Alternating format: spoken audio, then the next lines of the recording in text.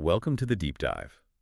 Today, we're getting into something that might be quietly draining your organization's resources: employee burnout. hmm We often think of it as, an individual thing, someone's personal stress, but we want to look at its systemic impact today. Exactly. Our mission here is really to unpack why burnout isn't just personal, it's a systemic issue, and it has some, well, staggering financial consequences, especially because it feeds directly into employee turnover. Right. Let's try and put some numbers to this because it's pretty eye-opening.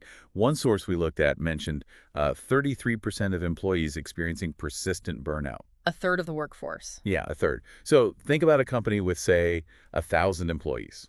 That's 330 people, essentially running on fumes day in, day out. And that reduced capacity, it adds up. It really does. It absolutely does. And this leads to the financial side you mentioned. It's being called a multi-million-dollar hidden business expense. Hidden is the key word there, I think, because you don't see a line item for burnout costs. No, you don't. It gets spread out.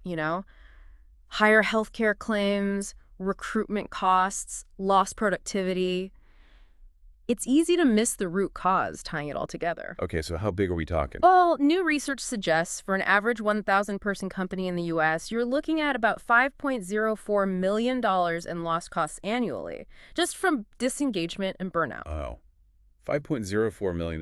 That's substantial. It is, and the sources break it down further. Things like a 50% jump in healthcare costs. 50%. Yeah, and about a 23% reduction in productivity overall, plus folks taking 63% more sick days. Which makes sense if people are exhausted and unwell. Yeah, But the really big connection, maybe the one that gets underestimated, is how burnout fuels turnover. definitely. The data shows burnout increases employee turnover by 2.6 times. 2.6 times. That's more than double the likelihood someone will leave. Precisely. And it begs the question, if the signs are there and my consulting work shows they often are, why isn't it always seen as systemic? What kind of signs are you seeing? Oh, things like around 31% of employees reporting emotional exhaustion, about 26% saying they've lost motivation for their best work, Okay. and then you see 23% actively wanting to quit, and 20% with noticeably lower productivity. These aren't just scattered individuals. It points to something bigger. So it's a system problem